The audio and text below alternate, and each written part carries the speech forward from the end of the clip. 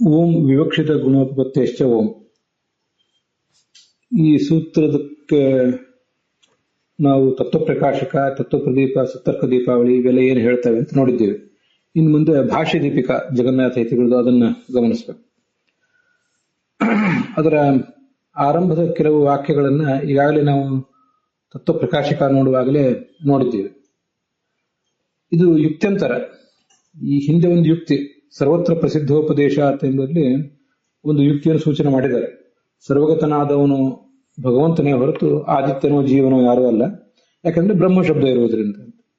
ಈಗ ಈ ಸೂತ್ರದಲ್ಲಿ ಕೆಲವು ಗುಣಗಳನ್ನ ಏನು ಶಾಸ್ತ್ರ ಹೇಳಿದೆ, ಆ ಗುಣಗಳು ಸೂರ್ಯ ಮೊದಲಾದವರಲ್ಲಿ ಹೊಂದಾಣಿಕೆ ಕಾಣೋದಿಲ್ಲ. ಅವುಗಳನ್ನ ಬ್ರಹ್ಮನಲ್ಲೇ ನಾವು ಹೇಳಬೇಕಾಗ್ತದೆ ಅಂತ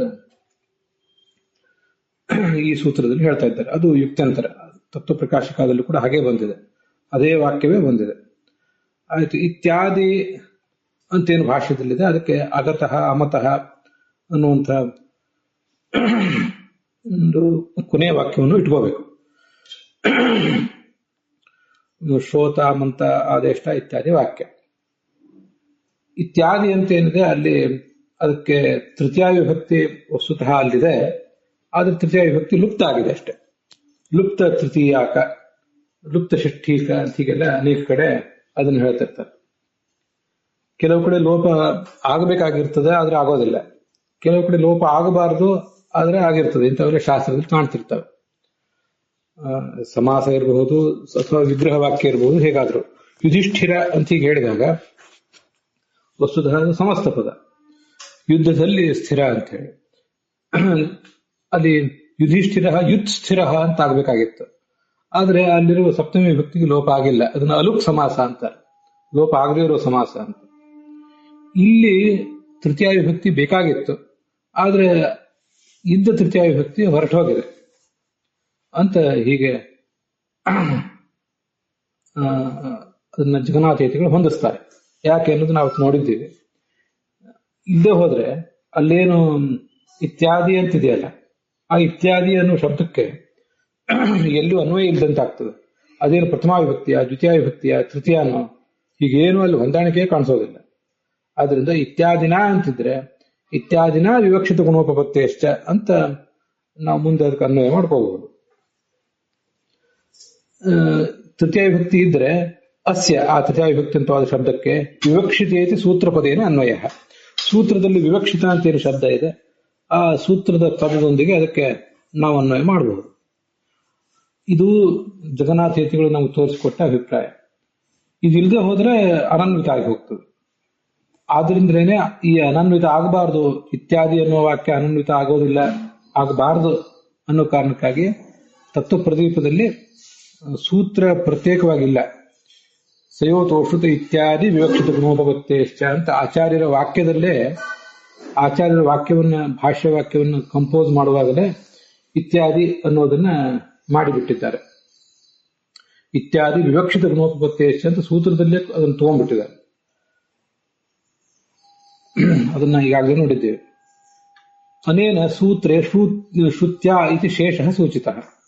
ಅದರಿಂದ ಏನ್ ಮಾಡಬೇಕು ಅಂದ್ರೆ, ಸೂತ್ರದಲ್ಲಿ ವಿವಕ್ಷಿತ ಅಂತಿದೆಯಲ್ಲ, ವಿವಕ್ಷಿತ ಅಂದ್ರೆ ಶ್ರುತ್ಯ ವಿವಕ್ಷಿತ, ಶ್ರುತಿಯಿಂದ ಹೇಳಲಿಕ್ಕೆ ಇಚ್ಛಿಸಲ್ಪಟ್ಟ ಅಂತ ಇಷ್ಟೊಂದು ಅರ್ಥವನ್ನು ಮಾಡ್ಕೋಬೇಕು. ಅಥವಾ ಅವಧಾರಣೆ, ಪೂರ್ವೋಕ್ತ ಹೇತು ಸಮುಚ್ಚಯೇ ಅವಧಾರಣೆ ಚ ಅಂತಿದೆಯಲ್ಲ ಅಲ್ಲಿ ವಿವಕ್ಷಿತ ಗುಣೋಪತ್ತೇಶ್ಚ ಅಂದ್ರೆ. ಚ ಅಂದ್ರೆ ಹಿಂದೊಂದು ಗುಣದ ಬಗ್ಗೆ ಹೇಳಿ ಆಗಿದೆ. ಯಾವುದದು? ಈ ಸರ್ವತ್ರ ಪ್ರಸಿದ್ಧೋಪದೇಶ ಅಂತ, ಬ್ರಹ್ಮ ಶಬ್ದ ಉಪದೇಶ ಅಂತ, ಅದು ಒಂದು ಹೇತು. ಇನ್ನೊಂದು ವಿವಕ್ಷಿತ ಗುಣೋಪಪತ್ತಿ ಅಂತ ಮತ್ತೊಂದು ಹೇತು. ಯತಃ ವಕ್ತುಂ ಯೋಗ್ಯೇ ವಿವಕ್ಷಾ ಭವತಿ. ಇದನ್ನು ನಾವು ರಾಘವೇಂದ್ರ ಸ್ವಾಮಿ ಭಾವದೀಪದಲ್ಲಿ ನೋಡಿದ್ದೇವೆ. ಯಾವುದು ಹೇಳಲಿಕ್ಕೆ ಯೋಗ್ಯವಾಗಿದೆಯೋ ಅದರ ಬಗ್ಗೆನೇ ಹೇಳಬೇಕು ಅಂತ ವಕ್ತೃವಿಗೆ ವಿವಕ್ಷಾ ಇರ್ತದೆ. ವಿವಕ್ಷಾ ಅಂದ್ರೆ ಹೇಳಲಿಕ್ಕೆ ಇಚ್ಛೆ ಅಂತ ಅರ್ಥ. ಆದ್ದರಿಂದ ವಿವಕ್ಷಿತಾ ಅಂದ್ರೆ ವಕ್ತುಂ ಯೋಗ್ಯಾ ಅಂತ ಒಂದು ಅರ್ಥ. ವಕ್ಷ್ಯಮಾಣಾಹ ಇತಿವಾ, ವಕ್ಷ್ಯಮಾಣಾಹ ಅಂತ ಬರ್ತಿದ್ದಾರೆ, ಅದರದ್ದೇನು ಅಷ್ಟು ನಂಗೆ ಅರ್ಥ ಮುಂದೆ ಹೇಳಲ್ಪಡುವುದು ಅಂತ ಅರ್ಥ. ಅದೇನೇ ಇಲ್ಲಿ ಅಂತೂ ಹೇಳಲಿಕ್ಕೆ ಯೋಗ್ಯವಾದದ್ದು, ತಾತ್ಪರ್ಯಕ್ಕೆ ವಿಷಯವಾದ್ದು ಅಂತ ಇಷ್ಟ ಅರ್ಥ ಆಗ್ತದೆ. ಅಲ್ಲಿ ಕೆಲವು ಅಧ್ಯಾಹಾರ ಮಾಡ್ಕೋಬೇಕು ಅಂತ ಹೇಳ್ತಾರೆ ಭಾಷ್ಯ ದೀಪಿಕಾಚಾರ್ಯ. ಸರ್ವತ್ರ ಅಂತ ಇಟ್ಕೋಬೇಕು, ಗತೆ ಅಂತ ಇಟ್ಕೋಬೇಕು ಅಂತ ಇದನ್ನೆಲ್ಲ ತಿಳಿಸಿದ್ದಾರೆ. ಅದಕ್ಕೆ ಮುಂದಿನ ಪ್ಯಾರಾಗ್ರಾಫ್ನಲ್ಲಿ ತಥಾಚ ಸರ್ವತ್ರ ಗತೆ ವಿವಕ್ಷಿತಾನಾಂ, ಅದಕ್ಕೆ ಒಟ್ಟಾರೆ ಸೂತ್ರದ ಅರ್ಥ ತೋರಿಸ್ತಾರೆ ಅವರು. ಸರ್ವತ್ರ ಎಲ್ಲ ಕಡೆ, ಗತ ಇರುವ ಬ್ರಹ್ಮನಲ್ಲಿ, ವಿವಕ್ಷಿತ ಹೇಳಲಿಕ್ಕೆ ಇಚ್ಛಿಸಲ್ಪಟ್ಟ, ಯಾವುದರಿಂದ ಹೇಳಲಿಕ್ಕೆ ಇಚ್ಛಿಸಲ್ಪಟ್ಟದ್ದು ಅಂದ್ರೆ ಶ್ರುತ್ಯ, ಸರ್ವತ್ರ ಗತ ನಿಷ್ಠತೆಯ, ಸರ್ವತ್ರ ಗತೆ ಅಂದ್ರೆ ಸರ್ವತ್ರ ಗತನಾದ ಭಗವಂತನಲ್ಲಿ ಇವೆ ಈ ಗುಣಗಳು ಎಂಬುದಾಗಿ ಹೇಳಲಿಕ್ಕೆ ಇಚ್ಛಿಸಲ್ಪಟ್ಟದ್ದು.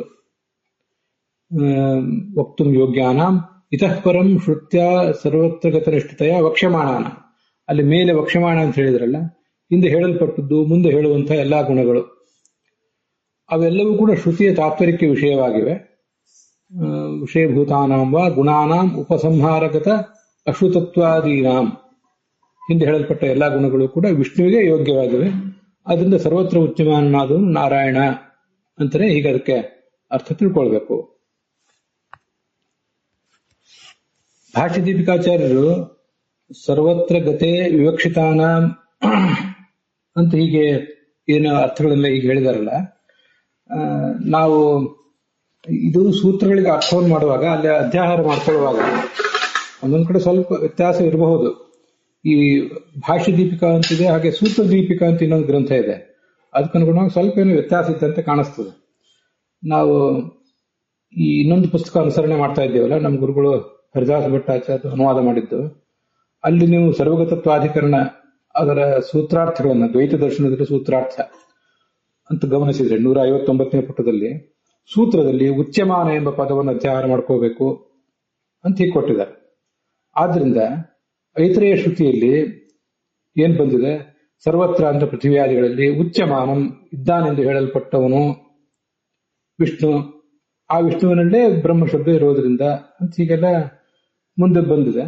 ಈ ತರ ಸ್ವಲ್ಪ ಏನೇನೋ ಬೇರೆ ಬೇರೆ ಇರಬಹುದು. ಇಲ್ಲಿ ನೋಡಿ, ಆಮೇಲೆ ಮುಂದೆ ವಿವಕ್ಷಿತ ಗುಣೋಪಪತ್ತೇಶ್ಚ ಅನ್ನೋಲ್ಲಿ ಸರ್ವತ್ರ ತತ್ ಅಂತ ಹೀಗೆಲ್ಲ ಇದೆ. ಆದ್ರೆ ಗತ ಅನ್ನೋ ಶಬ್ದವನ್ನು ಅವರು ಅಧ್ಯಾಹಾರ ಮಾಡ್ಕೊಂಡಿಲ್ಲ ಈ ವಿವಕ್ಷಿತ ಅನ್ನೋ ಶಬ್ದಕ್ಕೆ.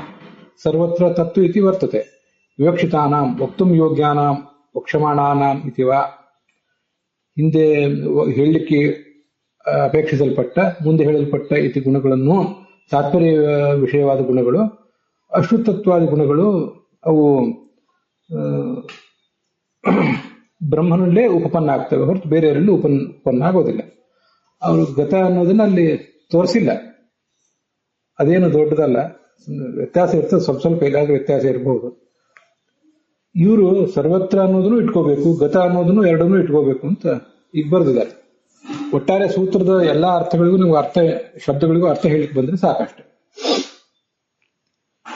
ಸರಿ, ಅದರ ಮುಂದಿನ ಪ್ಯಾರಾಗ್ರಾಫ್ ನಲ್ಲಿ ಅಥ ಸಾತತ್ಯ ಗಮನ ಅನ್ನೋ ಧಾತು ಸಂತತೋ ಶತ ಉಚ್ಯತೆ ಅಂತ ಐತರೇಯ ಭಾಷೆಯಲ್ಲಿ ಬಂದಿರೋದು, ಅದನ್ನೆಲ್ಲ ಅವರು ಹೇಳಿದ್ದಾರೆ. ಅಲ್ಲಿ ಅಗತಃ ಅಪ್ರಾಪ್ತಃ ಪೂರ್ಣತ್ವಾತ್ ಸರ್ವಾತ್ಮನ ಅಧ್ಯಾತಃ ಇತಿವ. ಅಗತ ಅಂದ್ರೆ ಪೂರ್ಣವಾಗಿ ಹೊಂದಲ್ಪಡದೇ ಇರುವವನು, ಪೂರ್ಣವಾಗಿ ತಿಳಿಯಲ್ಪಡದೇ ಇರುವವನು ಅಂತನೂ ಅರ್ಥ ಮಾಡಬಹುದು. ಅದನ್ನೆಲ್ಲ ತೋರಿಸಿಕೊಟ್ಟಿದ್ದಾರೆ. ಹೆಚ್ಚು ಹೇಳಲಿಲ್ಲ, ಸುಮ್ಮನೆ ಗಮನ ಸೆಳೆದು ಮುಂದೆ ಹೋಗ್ತಾ ಇದ್ದೀನಿ ಅಷ್ಟೇ. ಮತ್ತೆ ಶ್ರೋತ ಅಂದ್ರೆ ಯುಗಪಥ ಸ್ವಾತಂತ್ರ್ಯ ಶ್ರವಣಕರ್ತ, ತಾನೇ ಶ್ರವಣ ಮಾಡ್ತಾನೆ. ಮತ್ತೆ ತಾನೇ ಮಂತ, ಸ್ವಾತಂತ್ರ್ಯ ಸರ್ವವನ್ನು ಮನನ ಮಾಡ್ತಾನೆ. ಎಸ್ಯ ಜ್ಞಾನಮಯಂ ತಪಃ ಇತ್ಯಾದಿ ಕಡೆಗಳಲ್ಲಿ ಒಂದು ವರ್ಣನೆ ಮಾಡಿರ್ತಾರೆ. ದ್ರಷ್ಟ ಅಂದ್ರೆ ಸ್ವಾತಂತ್ರ್ಯ ಸರ್ವದ್ರಷ್ಟ, ಆದೇಷ್ಟ ಎಲ್ಲರನ್ನೂ ಕೂಡ ಅವರವರ ಕೆಲಸದಲ್ಲಿ ತೊಡಗಿಸ್ತಾನೆ, ನಿಯೋಜಿಸ್ತಾನೆ. ಆಘೋಷ್ಟ ಅಂದ್ರೆ ಸಮ್ಯಕ್ ವಕ್ತ ಅವನೇ ಅಂತ ಹೀಗರ್ಥ.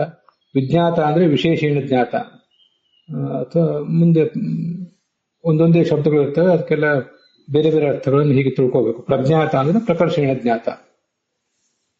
ಅಂತರಹ ಅಂದ್ರೆ ಅಂತಸ್ಥ, ಒಳಗಿದ್ದಾನೆ. ಪುರುಷ ಅಂದ್ರೆ ಪೂರ್ಣ ಅಂತರ್ಥ, ಸಮ ಅಂದ್ರೆ ಸಮಾನ ಅಂತರ್ಥ. ಅದರಲ್ಲಿ ಅನೇಕ ನಾವು ಈಗಾಗಲೇ ನೋಡಿದ್ದೀವಿ.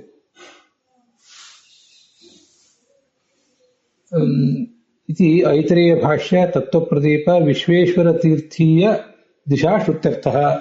ಇದು ನನಗೂ ಗಮನಕ್ಕೆ ಬಂದಿರಲಿಲ್ಲ. ಇದು ಐತರೇಯ ಭಾಷ್ಯದಲ್ಲಿ ಆಚಾರ್ಯ ಹೇಳಿದ್ದಾರೆ, ತತ್ವಪ್ರದೀಪದಲ್ಲಿ ತೀರ್ಥರು ಪಂಡಿತರು ಹೇಳಿದ್ದಾರೆ. ಹಾಗೆ ವಿಶ್ವೇಶ್ವರ ತೀರ್ಥರು ಅನ್ನೋರು ಕೂಡ ಹೇಳಿದ್ದಾರೆ ಅಂತ ಬರೆದಿದ್ದಾರೆ. ಅದು ಯಾವ್ದು ಟಿಪ್ಪಣಿ ನನಗೇನು ಗೊತ್ತಾಗ್ಲಿಲ್ಲ. ನಿಮ್ಗೆ ಯಾವಾಗಾದ್ರೂ ಆಮೇಲೆ ಗಮನಕ್ಕೆ ಬಂದ್ರೆ ಅದನ್ನು ತಿಳಿಸಿ. ಅದಕ್ಕೆ ಅದನ್ನ ರೆಕಾರ್ಡಿಂಗ್ ನಲ್ಲಿ ಹೇಳಿದ್ದೀನಿ. ವಿಶ್ವೇಶ್ವರ ತೀರ್ಥರವರು ಯಾವುದಕ್ಕೆ ಟಿಪ್ಪಣಿ ಬರೆದಿದ್ದಾರೆ, ಯಾವ ಕಾಲದವರು, ಯಾವ ಮಠದವರು, ನನಗೇನು ಈಗ ಅಷ್ಟು ಮಾಹಿತಿ ತೆಗಿಲಿಕ್ಕೆ ಅವಕಾಶ ಇರಲಿಲ್ಲ. ಇದನ್ನು ಕೇಳಿದವರು ಯಾರಾದ್ರು ಏನಾದ್ರು ಮಾಹಿತಿ ಸಿಕ್ಕರೆ ನನಗೆ ತಿಳಿಸಿ. ಮುಂದೆ ಸಹಿ ನತೇ ವಿಷ್ಣು ಜಾಯಮಾನೋನು ಜಾತಃ ದೇವ ಅಂತ ಹೀಗಿದೆ. ಅಲ್ಲಿ ದೇವಃ ಅಂತಿದೆ ನೋಡಿ. ದೇವಃ ಅನ್ನೋದು ಸಮಂಜಸ ಅಲ್ಲ, ಅದು ಸಂಬೋಧನ. ಅದು ನತೇ ವಿಷ್ಣು ಜಾಯಮಾನೋನು ಜಾತಃ ದೇವ ಮಹಿಮ್ನ ಪರಮಂತಮಾಪ ಅಂತ ಅದು ಪಾಠ. ದೇವ ಅಂತ ವಿಸರ್ಗ ಇದ್ರೆ ದೇವೋ ಅಂತ ಆಗ್ತಿತ್ತು ಶ್ರುತಿಯಲ್ಲಿ, ಹಾಗಿಲ್ಲ. ದೇವ ಅಂತ ಭಗವಂತನಿಗೆ ಸಂಬೋಧನೆ, ಹೇ ದೇವ ವಿಷ್ಣು ಅಂತ. ಅದು ಪ್ರಮಾದದಿಂದ ಬಂದಿದೆ ಅಷ್ಟೇ, ತಿದ್ಕೊಳ್ಬೇಕು.